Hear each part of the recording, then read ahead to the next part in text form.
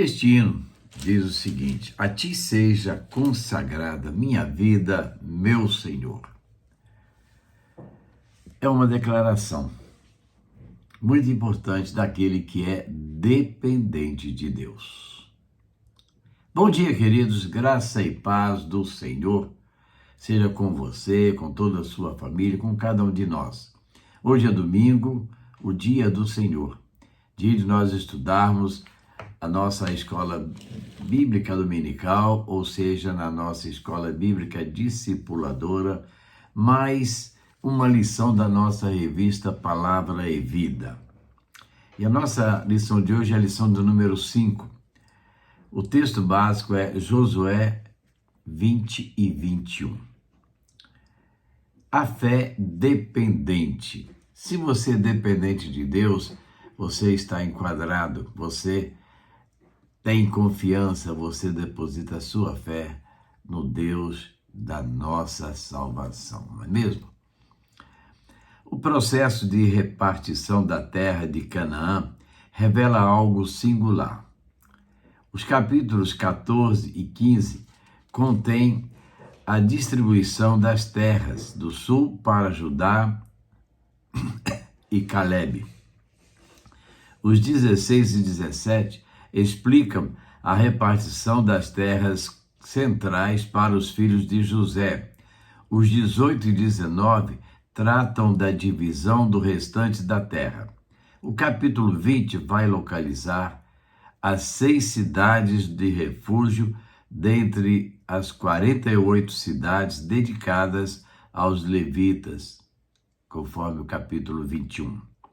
O capítulo 20 do livro de Josué, o menor do livro, trata sobre o estabelecimento das cidades refúgio.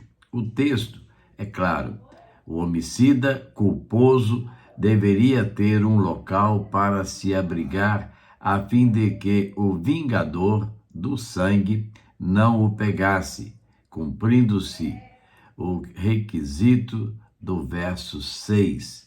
Ele poderia voltar para a sua cidade de origem.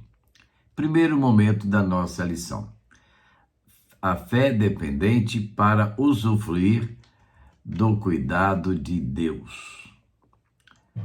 As cidades refúgio aparecem em outros livros da Bíblia como um número, ou como em Números 35, 9 a 15 e Deuteronômio 19, de 1 a 3. Foram estabelecidas por Deus 3 de cada lado do Jordão, para abrigar as pessoas que cometessem homicídio involuntário, Números 35, 11. Às portas delas, o acusado apresentava-se a uma corte de anciãos a fim de justificar-se e provar que não teve a intenção de matar o seu semelhante. Das 48 cidades recebidas pelos levitas, número 35, 2, 5 e 7, 6 foram separadas como cidades de refúgio para receber tantos israelitas quanto estrangeiros pudessem. Saindo dos limites da cidade, o acusado poderia ser morto por seu vingador. Morrendo o sumo sacerdote, Josué 20, verso 6, no entanto, voltaria para a sua terra o acusado sem quaisquer ônus. Interessante, né? No sistema judicial da época, vigorava a prática do olho por olho, dente por dente, mão por mão, pé por pé. Passagens como Êxodo 21, 24, Levítico 24, 20 e outros comprovam isso. No caso do homicídio culposo, foi dada a oportunidade de refúgio a fim de impedir uma ação desproporcional da família ofendida e possibilitando ao acusado a oportunidade de um justo julgamento. Essas cidades de asilo eram uma salvaguarda contra as vinganças injustas e as resultantes lutas sangrentas. Não havia polícia naquelas cidades e cabia ao parente mais próximo agir como vingador de sangue. As informações das cidades são as seguintes: A. Do lado do ocidente, Quedes, Siquém e Hebrom. Vejamos, Quedes tinha sua localização ao norte de Israel, dentro da área da tribo de Naftali. No original, o termo Quedes significa santo ou santuário. Siquém ficava bem no centro de Israel e é o significado original do seu nome, ombro. De um modo geral, o ombro tem a força para suportar o peso, além de servir de descanso para aqueles que nele se apoiam. Hebrom, localizada no sul de Israel, significa comunhão. Agora, letra B, do lado do oriente, Bezer, Ramote e Golã. Vejamos então, Bezer ficava no sul de Israel, mas do outro lado do Jordão, de frente para o oriente. Na tribo de Ruben, seu nome significa fortaleza. Ramote, localizada no centro de Israel, do lado oriental, significa exaltação ou elevação. E Golã ficava ao norte do lado oriental, bem perto das conhecidas montanhas de Golã, ou Golá. O termo significa levou cativo, no sentido de que absorveu toda a nossa culpa. Com a instituição das 6 cidades-refúgio, Deus queria proporcionar para o infrator arrependimento, santidade, descanso, comunhão, força, renovo e segurança. Vemos neste caso uma clara manifestação do amor e da graça do Senhor naquele tempo. De um modo geral, o Antigo Testamento é caracterizado pelo tempo de lei e muitos não conseguem visualizar a graça de Deus nesse longo período.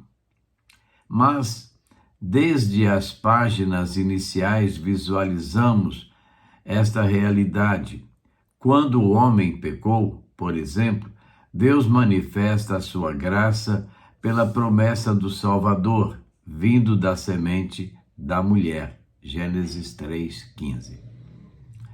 A graça foi simbolizada quando Deus vestiu os culpados pelo sacrifício do inocente Caim, que merecia a morte por matar seu irmão, recebe uma marca para não ser morto. Gênesis 4:15. Noé, que viveu numa época de impiedade singular, achou graça aos olhos do Senhor. Gênesis 6:5-8. Séculos depois, Deus manifesta sua graça, instituindo as cidades-refúgio. Segundo momento da nossa lição. A fé dependente para não negligenciar a adoração. Na dinâmica da divisão da terra, era necessário que os levitas fossem espalhados em toda a nação para ministrar espiritualmente e ensinar a religião. Além de arbitrar disputas, de maneira singular, eram a voz do povo perante Yahvé. A eles cabia ministrar a bênção e os oráculos, número 6, 22-27. Mas Talvez a maior incumbência dessa tribo era não permitir que os israelitas abraçassem a idolatria cananita. A previsão para que os levitas herdassem cidades e não uma região inteira havia sido dada por Moisés em Números 35, de 1 a 8. Levi era filho de Jacó e gerou 3 filhos: Gerson, o primogênito, Coate e Merari. Uma vez que os coatitas descendiam da linhagem sacerdotal de Arão, que era neto de Coate e filho de Arão, Êxodo 6, 18 a 20, nesta divisão final, precederam ao primogênito, Josué 21, 4. Deus foi quem escolheu Arão e seus filhos para servirem como sacerdotes, Êxodo 28, 1. O capítulo 21 de Josué apresenta as 48 cidades dos levitas, que foram, ao final, divididas em 4 partes. Vejamos estas partes. A. Os coatitas sacerdotais. B. Os coatitas não sacerdotais. C. Os gersonitas. E D. Os meraritas. Importante observar como o Senhor foi conduzindo tudo de maneira que as cidades dadas aos sacerdotes coatitas estivessem bem próximas de Jerusalém, onde o templo seria um dia construído. Os coatitas não sacerdotais estavam mais distantes de Jerusalém. As terras dadas aos levitas estavam livres para que eles a usassem para a lavoura e pastagem de seus animais, provavelmente cordeiros, que eram usados para os sacrifícios, bem como outros animais que eram dados pelas demais tribos como dízimos. A similaridade do pedido dos levitas com o pedido de Caleb revela a fé nas promessas do Senhor, em que, pese a promessa, esta tribo também precisou, ao dedicar e lutar para que ela se concretizasse, então vejamos aí algumas tarefas, que eles tinham que cumprir. O esforço, em linhas gerais, era para que a adoração jamais fosse negligenciada, esquecida ou preterida no cotidiano do povo da Israel. Então, no dia a dia, cabe ressaltar, no entanto, que a maior herança dos levitas era o Senhor, não as cidades em si. O próprio Deus afirma isso. Disse também o Senhor a Arão: na sua terra herança nenhuma terás, e no meio deles nenhuma porção terás. Eu sou a tua porção e a tua herança no meio dos filhos de Israel. Números 18, 20. Terceiro momento da nossa lição. A fé dependente para confiar na palavra de Deus. Então vejamos essa parte agora, muito interessante também para nós. A parte final do capítulo 21 funciona como uma recapitulação da teologia de todo o livro de Josué. Versículo 43. Este verso resume o que aconteceu nos capítulos 13 ao 21 do livro. O povo precisava entrar em Canaã e possuí-la. B. Versículo 44. Este verso retrata boa parte daquilo o que foi registrado nos capítulos 1 a 12 do livro. A paz prometida, bem como a vitória sobre seus adversários, é dada àqueles que obedecem e confiam no Senhor. Letra C, versículo 45. O último verso sintetiza a ideia geral do livro, qual seja, Deus é fiel ao cumprir de maneira cabal tudo o que prometeu. É a fidelidade às promessas feitas aos patriarcas e que o apóstolo descreveu como pré-anúncio do Evangelho ao Pai da fé. Em ti serão abençoados todos os povos. Gênesis 3:8. O versículo 43, deu o Senhor a Israel toda a terra que juraria dar. O versículo 44, segundo tudo quanto jurara a seus pais. Versículo 45, nenhuma promessa falhou de todas as boas palavras que o Senhor falara à casa de Israel.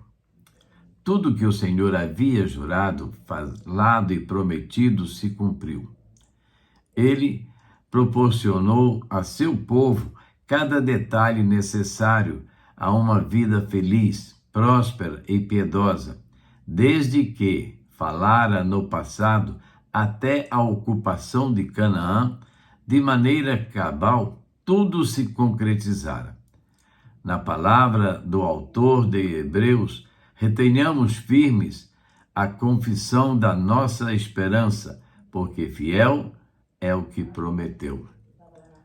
Deus ingressa seu povo na terra que escolheu. Ele dá paz e vitória sobre seus adversários. Que a fé dependente dos servos do Senhor seja a cada dia maior, crescente e firme, de maneira que sirva de testemunho aos povos em redor. Deus cumpriu toda a sua promessa para Israel e podemos estar certos de que Ele fará o mesmo conosco. Só precisamos de uma coisa: ser dependentes de Deus. Conclusão: assim como Israel precisou cultivar uma fé dependente na pessoa do nosso Senhor, nós também precisamos investir e cultivar essa fé. Mas por que devemos fazer isso? Primeiro, porque temos em Jesus o perfeito refúgio para o necessitado, oprimido e triste. Ele foi feito por Deus, sabedoria e justiça e santificação e redenção. 1 Coríntios 1:30. Ele é o nosso escudo. Nele temos paz, descanso, segurança, alegria e vitória nas lutas em todos os tempos. Segundo, porque é a fidelidade do Senhor para com sua palavra, que sustenta a garantia, benefícios infindáveis, sustenta e garante benefícios infundáveis a seus servos. O livro de Números registra que Deus não é homem para que minta, nem filho de homem para que se arrependa. Porventura, tendo ele prometido, não fará? Ou, tendo falado, não o cumprirá? O processo de divisão da terra de Canaã terminou com o autor reafirmando a inquestionável fidelidade do Senhor para com seus filhos. Agora, para você pensar e agir. Primeiro, quem ou o que tipo de coisa é o seu refúgio nos tempos da tribulação? Onde você tem buscado refúgio?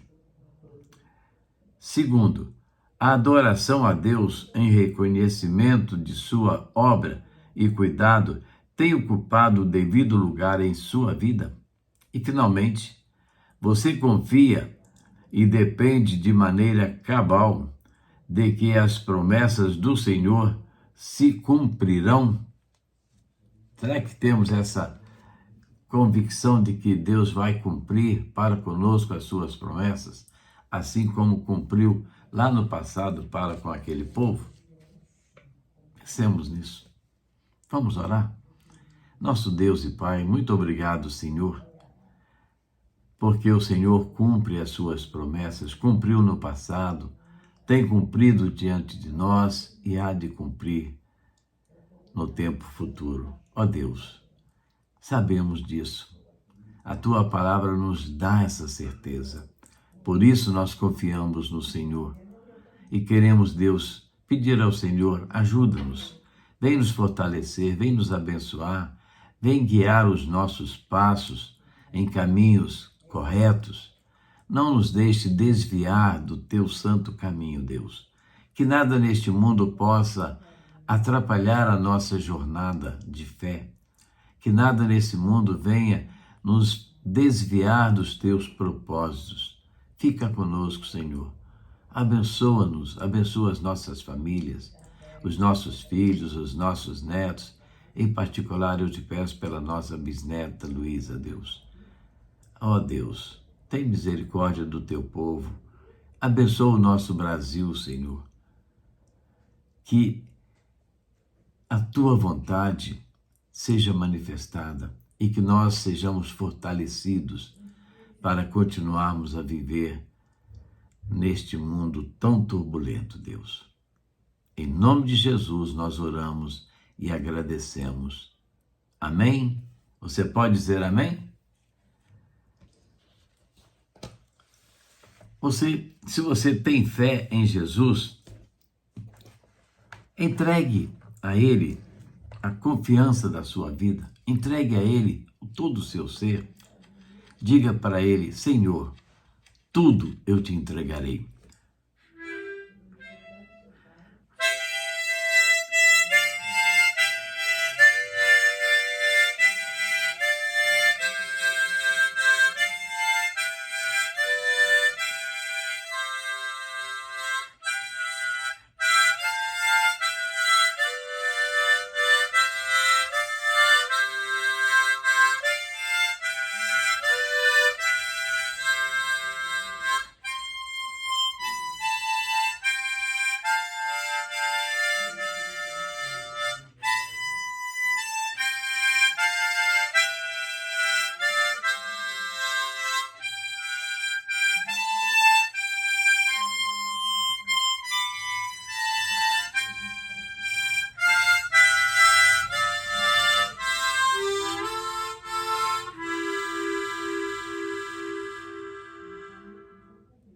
E assim, meus queridos, estamos chegando ao final de mais uma EBD em Casa, nossa escola bíblica discipuladora, levando até você mais uma lição da nossa revista Palavra e Vida, a revista da nossa Convenção Batista Fluminense.